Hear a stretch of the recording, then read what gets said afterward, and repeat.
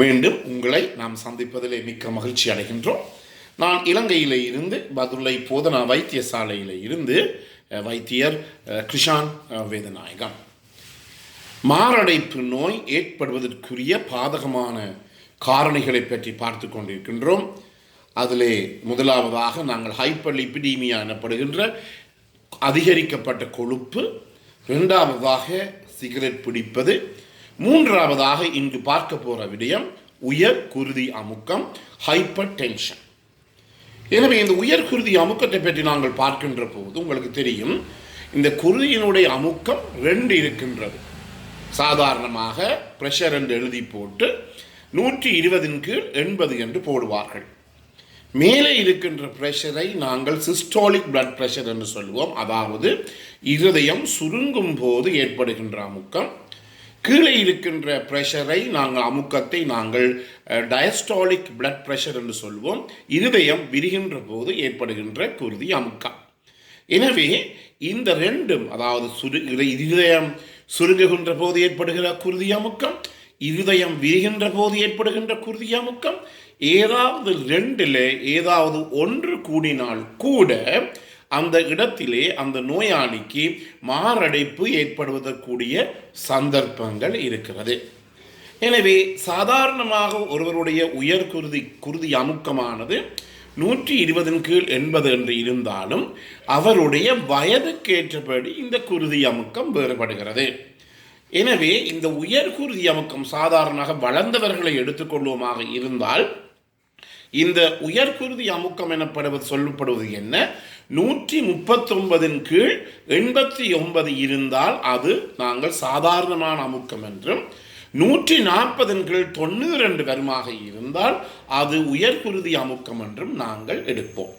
அதாவது மேலே இருக்கின்ற இருதயம் சுருங்குகின்ற போது ஏற்படுகிற அமுக்கம் 140 இருதயம் விரிகின்ற போது ஏற்படுகின்ற அமுக்கம் 90 வருகின்ற போது நாங்கள் இருக்கின்ற அந்த அமுக்கத்தை நாங்கள் உயர் குருதி அமுக்கமாக எடுப்போம். அதில் முக்கியமாக கவனித்துக் கொள்ளுங்கள், ஒருவருடைய வயதுடன் இது வேறுபடுகிறது. உதாரணமாக பார்த்தால், சிறு பிள்ளைகள் பிறந்தவுடன் அவர்களுக்கான புறம்பான ஒரு சார்ட் இருக்கின்றது. அந்த மட்டையை, அந்த வரைவை வைத்து கொண்டுதான் நாங்கள் பிள்ளைகளினுடைய சாதாரணமான அமுக்கத்தை நாங்கள் என்ன செய்து கொள்ளுகிறோம், கணித்துக் கொள்ளுகிறோம். எனவே பிள்ளைகளுக்கு 120/80 ஒருபோதுமே பிள்ளைகளுக்கு இருக்க முடியாது. இதை நீங்கள் கட்டாயம் கவனித்துக் கொள்ள வேண்டிய ஒன்று. எனவே பிள்ளைகளுக்கு அந்த வரைவானது வேறு வேறமாக இருக்கின்றது. வயது போன ஒருவருடைய குருதி அமுக்கத்தை பற்றி தான் நாம் கயத்து கொண்டு இருக்கின்றோம். அவருக்கு மேலே சுருங்குகின்ற குருதி அமுக்கம் 140 விரிகின்ற குருதி அமுக்கம் 90 இருக்குமாக இருந்தால் அந்த இடத்திலே அவருக்கு உயர் குருதி அமுக்கம் ஏற்பட்டிருக்கின்றது. அது எந்நேரமும் அந்த நோயாளிக்கு மாரடைப்பை ஏற்படுத்தக்கூடும். எனவே எனக்கு இந்த பிளட் பிரஷர் வராது என்று சொல்லி தயவு செய்து யாருமே சொல்ல முடியாது. எனவே நான் கண்டிருக்கின்றேன், சிறுநீரகங்கள் பாதிக்கப்பட்டு 3 to 5 வயசு பிள்ளைகளுக்கு கூட இந்த உயர் குருதி அமுக்கம் ஏற்பட்டிருக்கின்றது. அதே நேரத்தில் 16 வயசு பிள்ளைகள் கூட இந்த உயர் குருதி அமுக்கம் ஏற்பட்டு அவர்களுக்கு மாரடைப்பு ஏற்பட்ட பிள்ளைகளை கூட நான் கண்டிருக்கின்றேன். எனவே தயவு செய்து எனக்கு ப்ரெஷர் வராது, எனக்கு பிளட் ப்ரெஷர் வராது, நான் ஒவ்வொரு நாளும் உடற்பயிற்சி செய்கிறேன் என்று சொல்லுகின்ற ஒரு கருத்தானது முற்றிலும் தவறான ஒரு கருத்தாக இருக்கின்றது. எந்த நேரமும் யாருக்கும் குருதி அமுக்கம் வரும் என்றபடியினாலே நாங்கள் சாதாரணமாக ஒருவருக்கு சொல்லுகின்ற முக்கியமான ஒரு விடயம், 40 வயசுக்கு மேற்பட்டவர்கள், அதாவது நீங்கள் ஒழுங்காக ரெகுலராக உங்களுடைய குருதி அமுக்கத்தை பரிசோதிப்பு பார்ப்பது மிகவும் முக்கியம்.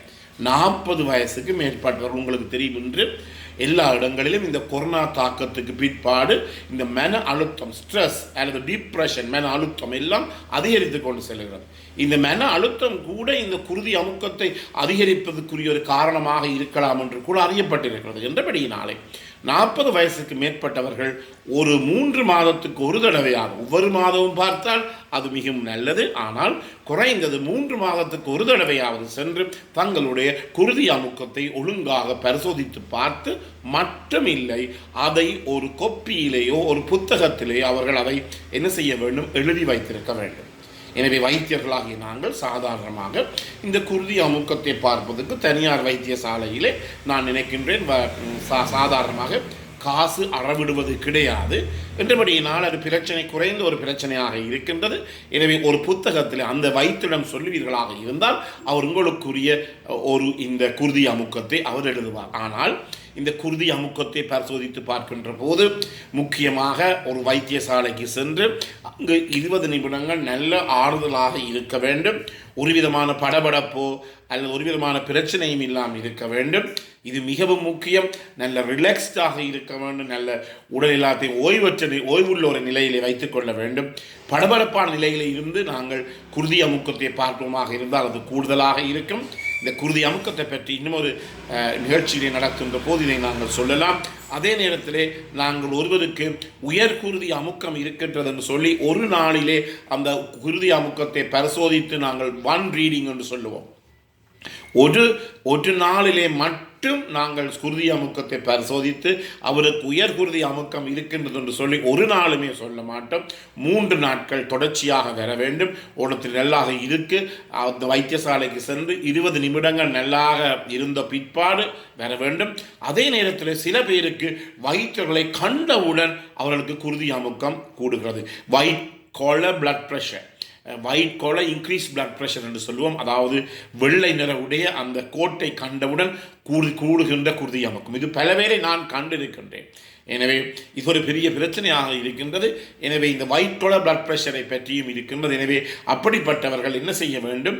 நாங்கள் அப்படிப்பட்டவர்களை ஒரு ஆறுதலான ஒரு இடத்திலே வைத்து இந்த ஒயிட் காலரை போடாமல் வெள்ளை அந்த கோட்டை போடாமல் கூட நாங்கள் அவர்களுடைய இந்த குருதி அமுக்கத்தை பரிசோதித்து பார்ப்பது மிகவும் ஒரு நல்ல விடயம். எனவே இந்த ஒயிட் கலர் பிளட் ப்ரெஷர் கூட இருக்கின்றது.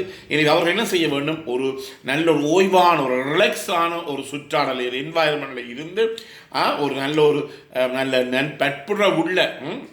நட்புள்ள ஃப்ரெண்ட்லி என்று சொல்லுவோம்.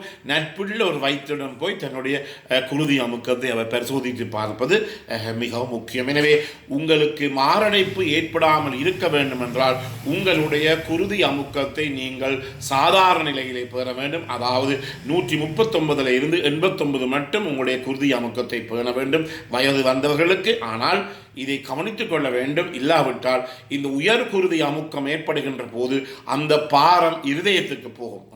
ஹெவி பேர்டன் என்று சொல்லுவோம். அந்த பாரம் இருதயத்துக்கு போய் அதன் காரணமாக உங்களுக்கு